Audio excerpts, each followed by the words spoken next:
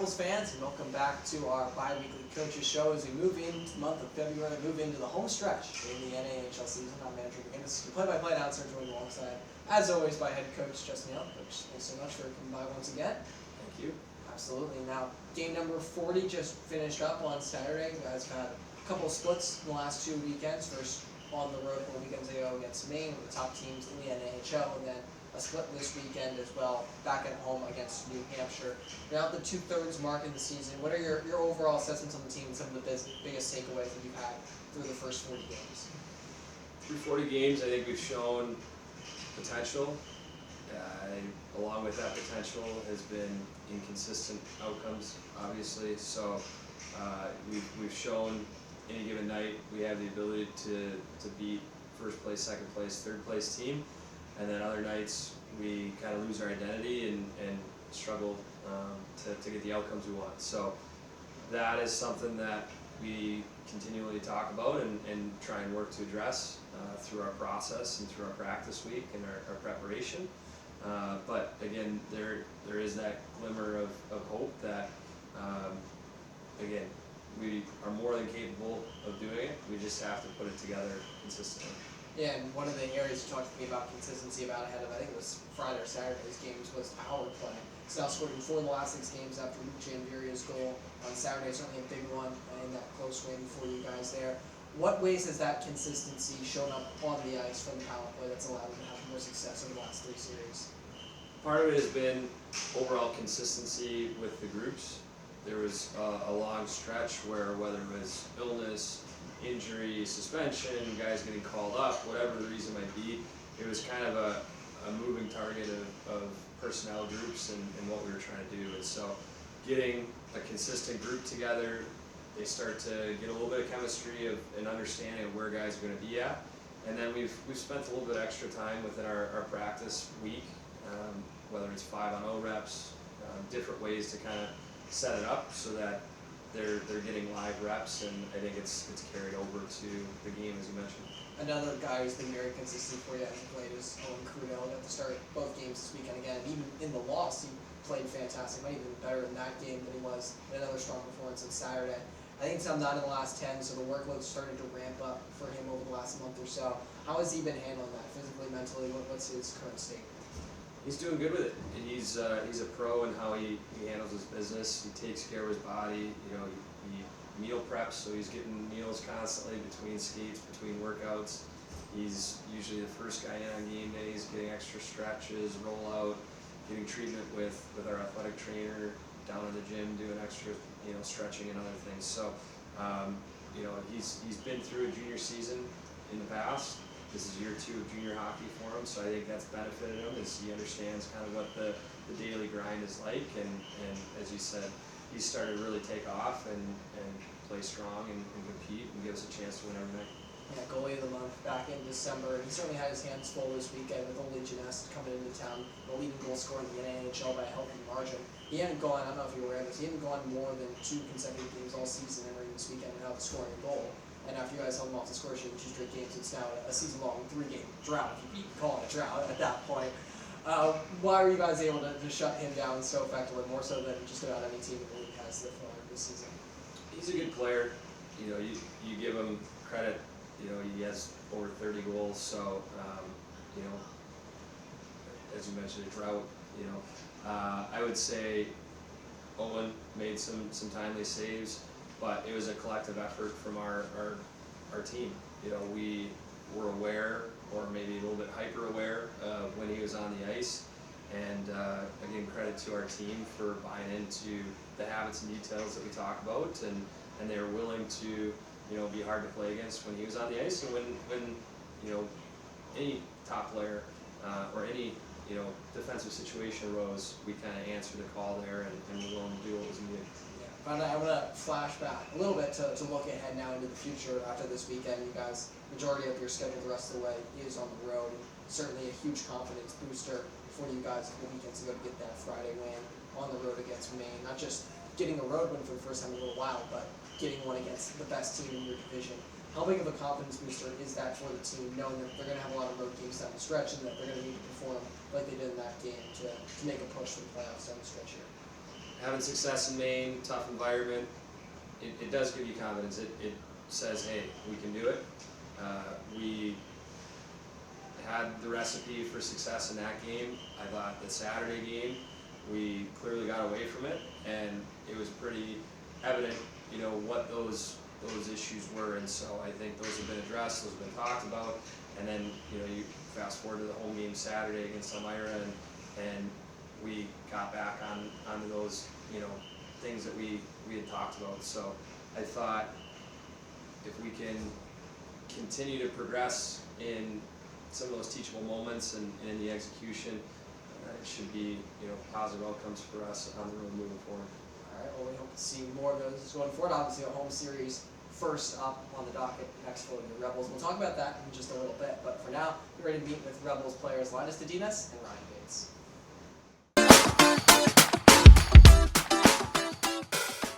All right, Rebels fans, joined alongside the first of our two player interviews for this week's Coaches Show. Happy to be here with Rebels defenseman Ryan Vaites. Ryan, thanks so much for coming on. Thank you. Absolutely, glad to have you, and obviously had an opportunity to play a lot of games for Rebels this season and some big minutes as well. But I'm sure one of the most special opportunities you had was getting a chance to play with your brother, and you got a chance to play for a few games this season. You even had a nice assist in one of those games. What was that like getting to be alongside him at the junior hockey level? Yeah, I love the experience. I haven't done that since high school, so it was good getting back on the ice with him. But it was tough to see him get injured, but hopefully he can be back, and it's awesome to do that. Yeah, absolutely. And obviously, over the course of the season, a lot of things have changed for you personally. And you put up a lot of points this year and had a good season overall. But obviously, played with a lot of different partners over the course of the years. Lines have changed, injuries, suspensions, all that stuff has come into play. What are some of the unique strengths and differences that each of the defensemen that you've played with have? And which ones do you feel like you've gelled the best with over the year? I think it's definitely been an adaptation to each guy, but I think that Bellison is very good defensively, and you see a little bit of different aspects in each of their game, with Conlon being a little more offensive, Stagnuolo being a little mix. So it's really different with each and every one of them, but it's always just adapting and trying to find the right fit for your own game with your partner. And I know you're a left-hand shot, but you've played both sides as well this year. Is that something you're comfortable with? Do you have a preference on one side or the other? What are your feelings there? Yeah, no, I like to play wherever I can. So I always tell Coach, put me where you need me, and I think that it works. All right, well, obviously excited to see your performance in some big games on Friday and Saturday, but obviously a big one coming up in the sports world on Sunday. I know you're a Mulligan Hill, New Jersey native from right outside the city. You got any strong predictions or feelings for Sunday's game? Go Birds. There you go. That's all you need to hear right there, folks. Ryan, thanks so much for coming on. Thank you for having me. All right, from a defenseman to a forward, now joined on the Coaches Show by Rebels number 12, Linas Dedinas. Thanks so much for coming on, Linas. Thank you for having me. Absolutely glad to have you, not only on the show, but here with the Rebels. Obviously, you made your NHL debut last year with New Hampshire. I know about half a season's worth of games for them. How do you feel like your comfort level with the league is now that you're about 2/3 of the way through your second season? Well, it's getting more comfortable for sure. I started to know players from all different teams and just know how the way every single team plays. So yeah, it's settling in. It's really nice. Yeah, one skill that translates basically any level of hockey that you're playing at is speed. And it seems like to me, watching all the games, obviously you're one of the fastest guys on the team. Have you always been a really fast skater, and where does that come from in your game? Yeah, I was always a fast kid. We have a really good skating coach for the 20, and I just use my strengths that I have on the ice. It's one of them. There you go, absolutely.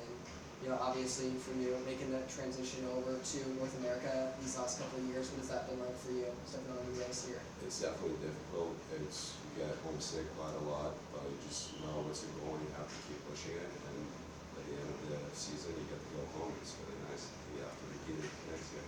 All right, well, obviously happy to have you here in Philadelphia, and looking forward to seeing you perform throughout the rest of the season. Obviously, about 20 games to go now.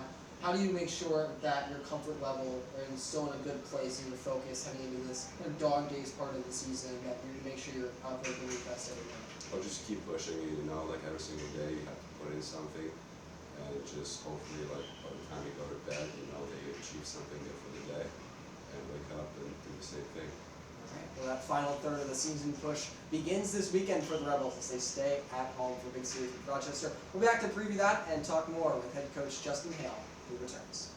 Joined alongside here with Coach Justin Hale as we get ready to look ahead for the Rebels' next two series coming up. First off, this weekend, a home matchup against the Rochester Jr. Americans. Second time they've come to Hollywood Ice Arena this season. Coach, they're the stingiest team in the East Division in terms of giving up goals. What do you guys need to do to be able to break through and find a way to change that a little bit? It has to start with being willing to, play behind their defensemen and establish a good ground game in the O-zone. I think having a shot mentality and being willing to deliver pucks, and lastly, it's just going to be not only pucks getting to the hard areas, but it's going to have to be our guys willing to go there as well, whether it's for screening, whether it's taking the puck there themselves, but it's going to start with kind of the field positioning. Yeah, and then obviously after that, next weekend is a road series with Johnstown Tomahawks, a team you've played a couple times this year and had success against, especially in the goal scoring department. Some of your best offensive performances have come against them. What things have you done specifically against them to allow your offense to break through in those games? I don't know if it might just be a favorable matchup at times. I don't think I can point to one thing in particular, but that'll be an exciting series. It's been back and forth every time we played them. Playing at Johnstown is always a fun environment as well for our guys. So both should be exciting, hopefully eventful, series in our favor. Yeah, well, obviously, big games on Friday and Saturday, and a big game on Sunday that obviously you guys won't be playing in, certainly. I know you're from Wisconsin, I know you're Packers fans, so you don't have a dog in the fight, but any predictions for the Super Bowl coming up? I think there's going to be some good commercials to watch. There you go. That's all we can really ask for, really. That and a good game, hopefully, regardless of the outcome. But obviously some big games for your Rebels. They'll be home this Friday and Saturday, February 7th and 8th. Friday is Teacher Appreciation Night, so make sure to come down for that. And then after Saturday's game, there'll be a post-game autograph session with several members of your Philadelphia Rebels.